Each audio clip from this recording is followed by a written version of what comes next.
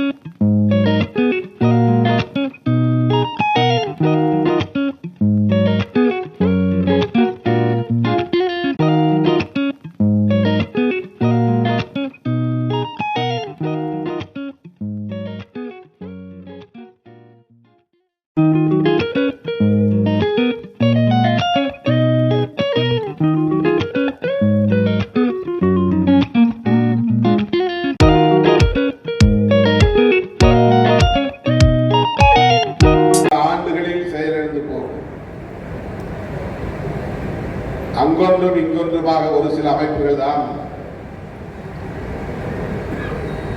வீரியமாக செயல்படும், தொடர்ந்து செயல்படும். ஒரு மிஷன் என்ற வகையிலே ஒரு பேர் இயக்கமாக திரட்சி பெறும்.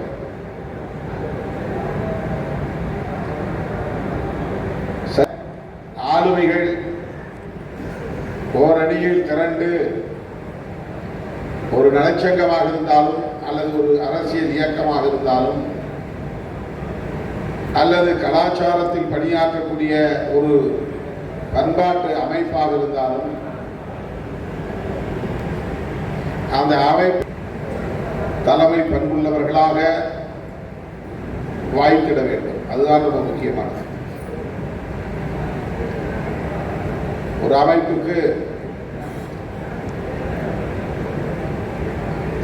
கொள்கை, கோட்பாடு என்பது அல்லது இலக்குகள் என்பது முக்கியமானது. புரட்சியாளர் என்று அவரை நாம் அடையாளப்படுத்துவோம். ஒற்றை நபராய், தனி நபராய் அவர் இந்த மண்ணில் நிகழ்த்தி இருக்கிற புரட்சி எவராலும் புரிந்து கொள்ள முடியாத புரட்சி. நம்மாலே புரிந்து கொள்ள முடியவில்லை. ஒரு மாற்றத்தை ஏற்படுத்த வேண்டுமானால் அரசாங்கத்தை எதிர்த்து ஆயுதம் தாங்கி போராட வேண்டும் என்றுதான் மார்க்சிய லெனினியவாதிகள் சிந்திக்கிறார்கள். புரட்சி செய்ய முடியும் என்று நம்பினார், ஆயுதம் இல்லாமல் புரட்சி செய்ய முடியும் என்று நம்பினார் என்றால் ஆயுதம் தாங்கி படை கட்டியவர்களை விட 1000 மடங்கு வலிமை உள்ளவர் புரட்சியாளர் நினைக்கிறார். ஆயுதம் இல்லாமல் ஒரு புரட்சியை நிகழ்த்த முடியும் என்று அவர் நம்பினார். அப்படி நிகழ்த்தியும் காட்டியிருக்கிறார். இன்றைக்கு இந்த மண்ணில் ஏற்பட்டிருக்கிற ஒவ்வொரு மாற்றத்திற்கும் புரட்சியாளர் அம்பேத்கரின் சிந்தனைகளே காரணம். ஒவ்வொரு அங்குல மாற்றத்திற்கும் அவருடைய சிந்தனைகளும் அவருடைய பங்களிப்பும் தான் காரணம். நடைபெற்றுக் கொண்டிருக்கிற எதிரும் புதிருமான வாத பிரதிவாதங்கள் அனைத்தும் யாரை மையப்படுத்தி நிகழ்கின்றன என்றால் புரட்சியாளர் அம்பேத்கரை மையப்படுத்திதான் நிகழ்கின்றன.